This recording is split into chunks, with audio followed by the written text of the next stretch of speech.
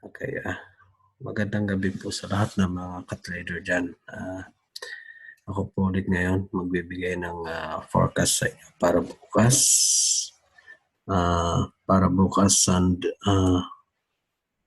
June 1 up to June 5. So, 1 week forecast. Pasensya na nung nakaraan hindi ako nakagawa ng forecast dahil busy ako masyado, maraming ginagawa. So ngayon ito pahabol din itong ginawa ko. Bali matagal din kasi pag nag-forecast ka ng mga pairs ng mga pera. So kailangan pag-aralan mo talaga lahat para sigurado. So siyempre magsimula tayo ngayon sa EUR/JPY. Okay, sa EUR/JPY tayo. Mabilisan lang ito. So ito ngayon ang lumabas sa EUR/JPY. So nagkaroon siya ng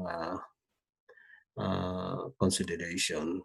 Tapos nagkaroon siya ng pababa consolidation din. So bali ang tawag dito parang expansion consolidation, malalaki siya. So iniwanan niyang price nung Friday is 120. So expected natin to nung nag-pullback siya. Bali ang susunod dito ngayon ay magre-retrace uli siya pababa. So ito magandang tayaan dito dahil mahaba-habang pagbaba rin to hanggang sa abutin niya yung kanyang aabutin niya yung itong pinaka support niya, and then so diyan pa rin maglalaro yan ng buong linggo. So ang lagi niyong tabayanan na dahil ito pag abot ito sa kanyang resistance, bababa na ulit, bababa na naman. So yan nga, consolidation siya pababa. Okay, punta tayo ngayon sa USD Canadian. USD Canadian. Hanapin natin. Saan ko ba na ilalagay? Ang dami kasi nakalagay sa aking screen. Kaya medyo minsan mahirap hanapin. USD CAD. GBP. GBP. Ayun. So ito na nakasunod na. Kasi ni-review ko So itong lalabas sa USD Canadian. So gumagamit ako ng higher time frame. Lagay natin sa H4 na lang. Kasi sa day 1, wala tayong makita magandang pattern ng mga candles niya. So ito ngayon sa H4 tayo, sa higher time frame din. So naglalaro siya ngayon sa consolidation nung nakaraang linggo, nagko-consolidate siya at nangyari nga bumaba siya. Bali ito yung pinaka resistance niya sa support. So doon siya naglalaro ngayon. So itong next week ngayon, magtutuloy-tuloy pa rin itong pagko-consolidate niya. So in-expect natin na magkakaroon pa ng isa na retrace niya. Mag-retrace siya ng pababa. So maganda ring pasukan niya ng trade kasi kahit paano malaking consolidation din yan malaking pag-retrace yan. So after nun, mag-expect tayo na isang pagtaas ulit, isang mahabang pagtaas. So pag nagkaroon siya ng mahabang pagtaas, mabe-break niya itong resistance niya. So mag-expect tayo na pag umakyat yan, aabot siya ng hanggang dito sa kanyang another panibagong resistance. So mahaba-haba yan antabayanan nyo rin yan. Ngayon punta tayo ngayon sa Euro USD. Ang paborito ng bayan. Euro USD tayo ngayon. Nasa daily tayo. So lahat ay nakantabay dito last week. Sobrang pagtaas. Akala nga na marami pagbababa siya. So ang sabi ko nga, sinabihan ko na yung mga nasa grupo ko na aakyat pa yan. Kasi expected yan, hindi yan bababa kagad. So marami ang nasunog ang pera dyan last week dahil nag-sell lahat sila. Hindi nila alam na umakit pa. So ngayon, nung pinaka-last nga na Friday, naiwanan niya to na bumababa yung nagre-retrace siya.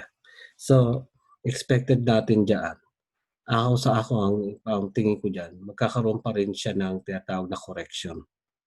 bababa siya pero magkakaroon ng correction. So, ibig sabihin magkakaroon pa rin ng pullback, then down, magkakaroon ng pagbaba. Kung nagko-consolidate siya, or sabi nga na may consolidation. Then after that, doon na siya magtutuloy-tuloy na bababa. Bababa na siya. So, nakita niya, ayan yun. So, magkakaroon ng bumababa siya, ganyan pa rin ang mangyari dyan. Magkakaroon ng correction or consolidation. Then, pag natapos ang consolidation na yan, correction na yan, saka siya tutuloy na bababa ngayon. Pag bumababa siya, huwag kayo mag-expect na dire-diretso yung pagbaba yan. Magkakaroon pa rin ng maliit na consolidation, bababa, magkakaroon ng pullback, bababa, hanggang sa umabot siya sa itong pinaka-resistance niya. Okay? So, aabutin niya yung resistance niya. Pag inabot niya ang resistance niya, yan. Maaaring hanggang dito ang resistance niyan. Kung hindi man, pag na-break niya yung, resistance sa support niya, pag na-break niya ang support niya, maaaring hanggang dito ang support niyan. So, magiging dalawa magiging support niyan, okay? So, mahaba ba yan? So, siguro mga 1 linggo yan bago niya abutin yan, 1 linggo.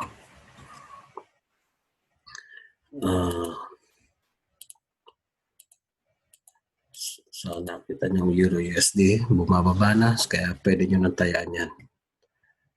Okay na siya.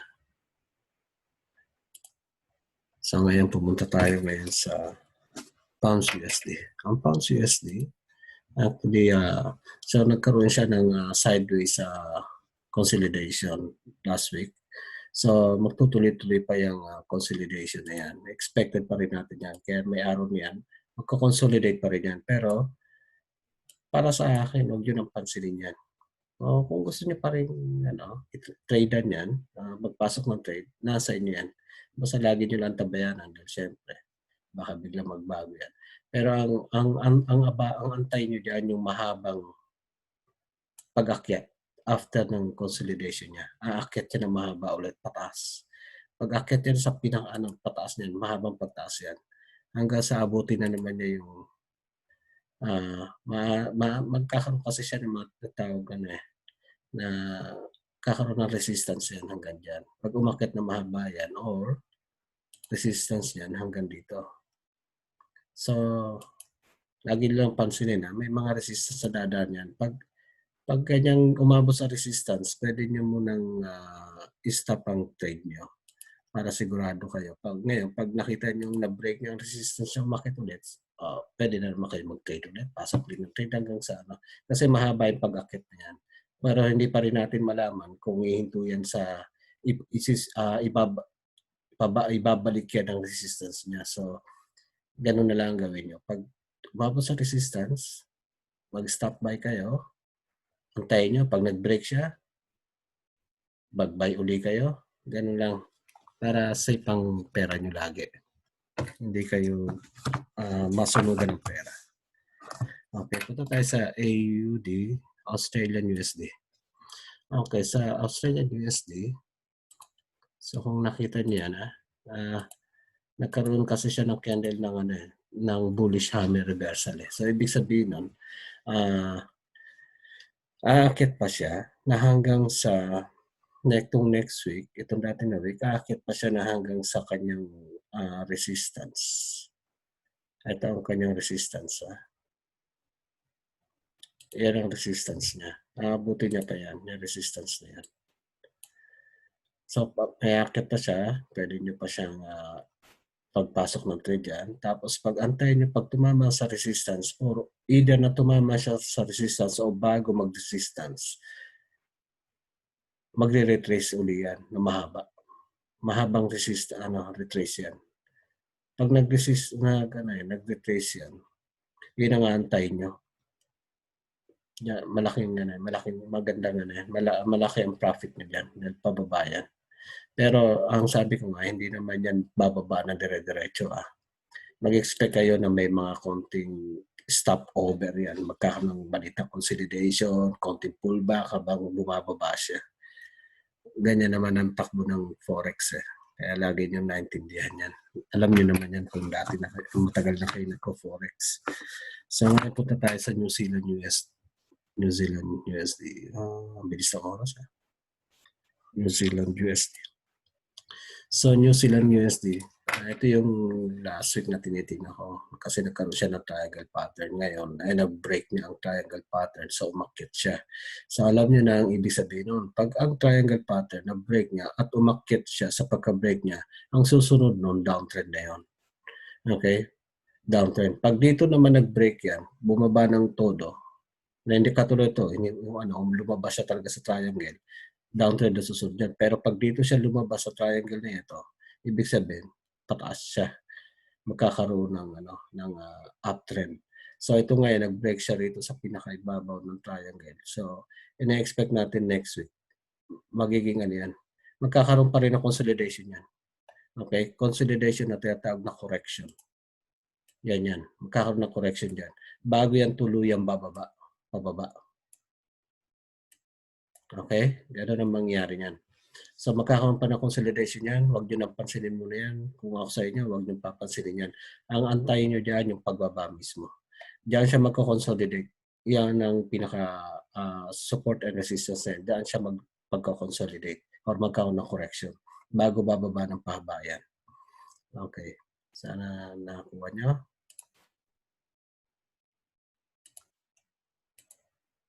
Ayan, punta tayo ngayon sa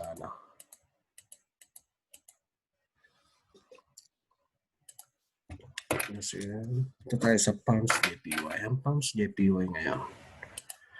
Ang Pounds JPY. Ito ngayon na lumabas at Pounds JPY.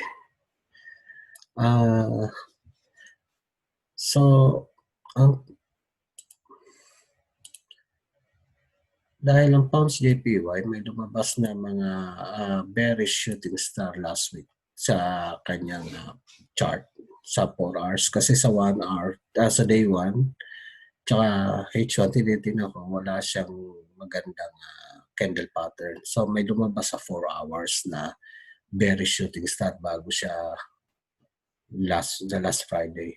So ibig sabihin na magkakaroon ng reversal habang umakit yan. So ibig sabihin na nung iniwanan niya to last Friday, umakit siya. So nagkaroon siya ng na uptrend na tinatawag nating uptrend na nagkaroon siya ng tinatawag na uptrend. Makita na. Yan ang uptrend niyan. Consolidation uptrend. Umakit siya. So ibig sabihin magtutuloy-tuloy lang yan habang umakit siya. Ngayon, nung last Friday nga, tinamaan niya yung dito nga, tumama na siya sa pinaka-resistance niya. So, ang mangyayari ngayon, sa itong next week na darating, bababa siya ngayon. Bababa siya. Then after that, aakit ngayon. Magkakaroon siya ng mahabang pag-akit ngayon. Yan ang parang pinakahuling pagbaba niya na maiksi. And then, aakit siyang pataas hanggang sa abutin na naman niya yung resistance na yan. Okay, naintindihan niyo sana yan. Okay na yan, ha? Punta tayo ng Pounds Canadian. Sa Pounds Canadian,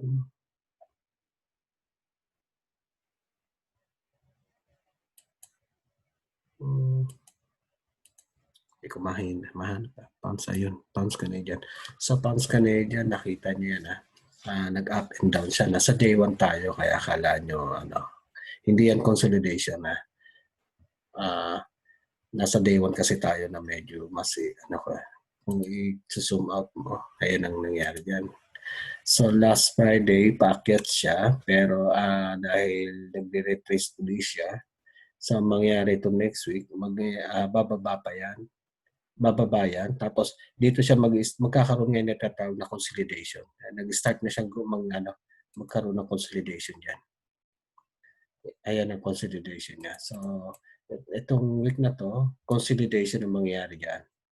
Pero, yan yung expansion na tinatawag na consolidation, no? Malalaking consolidation. So, pwede kayong tumaya dyan. Pwede kayong mag-trade dyan. So, hindi pa atin masisigurado hanggang kailan matatapos yung consolidation yan. Pero, yan, consolidation yan, ha? Kasi nagkaroon siya ng sa 1 hour ng bullish twister candle bottom reversal. Ibig sabihin nung umakit siya, kaya nakita niyo nag-pull, nag-retrace, bumababa. Tapos aakit na naman. Yan lang maglalaro muna yan for this whole week. Okay. Pero magandang tayan din yan dahil malalaking consolidation yan. So, punta tayo ngayon sa USD Swiss franc. USD Swiss franc.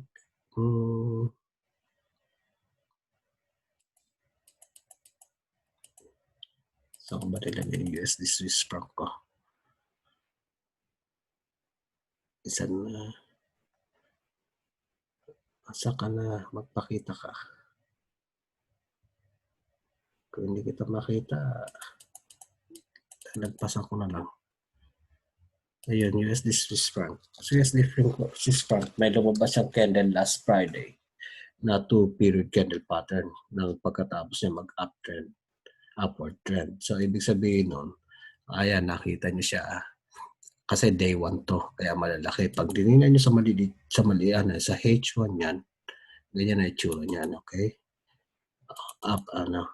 Nagkaroon siya ng consolidation na pababa, downtrend. Yan, downtrend na consolidation. Pero mas maganda kasi tingnan nyo yan sa day 1 mismo. Dahil dyan mo makikita ang tunay na pattern yan sa day 1. So, ibig sabihin, habang bumababa siya, di ba, nakita nyo bumaba, nagkaroon siya ng candle pattern na upward trend. So, ibig sabihin, aakyat siya. Yung candle pattern niya. Aakyat siya next week. So, maganda yan. Malaking consolidation yan. No? Nakita niya. So, magandang maglagay ng trade yan. Pag umakyat ulit, malaking pips din yan. Pag umakyat yan. Makikita niyo yung pips niyan.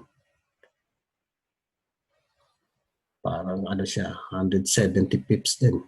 So, malaki pa rin yan. Tapos, pagkatapos ng isang upward trend na yan, isa na lang yan. Magkakaroon ngayon na tinatawag na long downtrend. Yan na yan. Hanggang sa umabot siya rito. Yan. Yung pinaka support. Aabot yan. Yan yung tinatawag na long downtrend. Pagkatapos itong isang upward trend na yan. Pag-akit na yan. Okay. Maliwanag na. Ngayon punta tayo ngayon sa nahabol ko yung oras. Australia, New Zealand.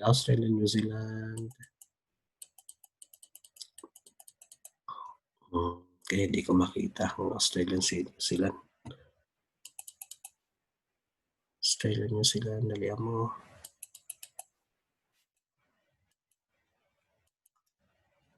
Australia, New Zealand.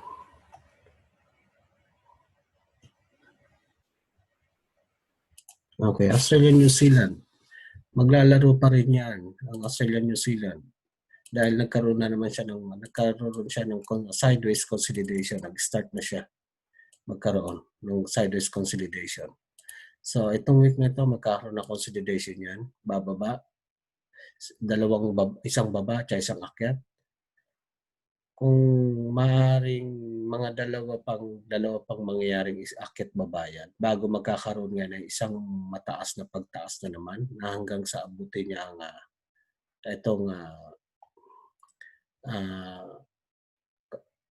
itong resistance nito. So magkakaroon ng sa pagbabayan. Isa pang pagbaba. Maglalaro lang siya dito sa resistance na ito at saka sa support na ito. And then saka magkakaroon niya ng isang be-breakin niya yung resistance yan hanggang sa pumunta siya sa itong resistance ito na 1.909 expectation natin. So yan, maganda rin yan ang mangyayari diyan sa next week na yan.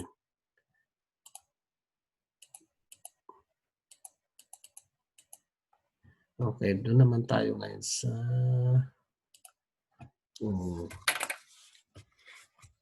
ito tayo sa gold. Okay, ang gold dahil very volatile ang gold. Kung malakas ang loob ninyo, okay ang gold sa inyo. Kung well experienced kayo sa pagtataya sa gold, sa pag-trade sa gold, then nasa inyo yan. Kasi ang ko nga sa inyo, ang gold very volatile. Pero magkakaroon ng pagtaas pa rin yan. So, ang laro pa rin yan, katulad nung nakarang linggo. Okay, natandaan niyo yung laro niya sa nakarang linggo, akit baba. So, ganyan ang mangyari dyan. Aakyat pa rin yan, bababa, aakyat, hanggang sa umabot siya rito sa kanyang itong resistance niya. Yan. Aakyat baba pa rin yan. So, pag tinamaan niya itong resistance na ito, bababa uli yan. Tapos, aakyat ulit hanggang sa umabot dito. So, yan ang pagiging laro ng gold na yan. Aakyat pa rin siya pero aakyat baba. So, nagkakaroon nga siya ng tinatawag na consolidation na pero paakyat na trend. Yan ang ano ng gold, ha. Tapos punta tayo ngayon sa euro pounds. Sige, yun na lang muna ang ibibigay ko sa inyo, ha. Basta maging sana, maging successful sana kayo sa trade niyo, and hopefully na profitable kayo itong week na ito darating. So, wag niyo lang kalimutan na i-like yung aking YouTube channel at saka subscribe na rin kayo at mag-like kayo or mag-comment kayo kung may mga hindi kayo naintindihan na pwede nating at magsabi rin kayo, maglagay kayo na comment yan kung anong mga bagay na gusto niyo maintindihan din sa mga pagdating sa Forex, yung kakayanin ko lang na kaya ko sagutin. Basta mag-subscribe na lang ho kayo at i-like nyo na lang at i-share nyo para naman ganahan ako sa paggawa ng itong pag-share sa inyo ng weekly forecast. Okay. Kasi madaling araw na rin dito. So, bukas may pasok pa kasi ako ng umaga. So, maraming salamat sa inyo at sa susunod na lang ulit. Okay. Bye.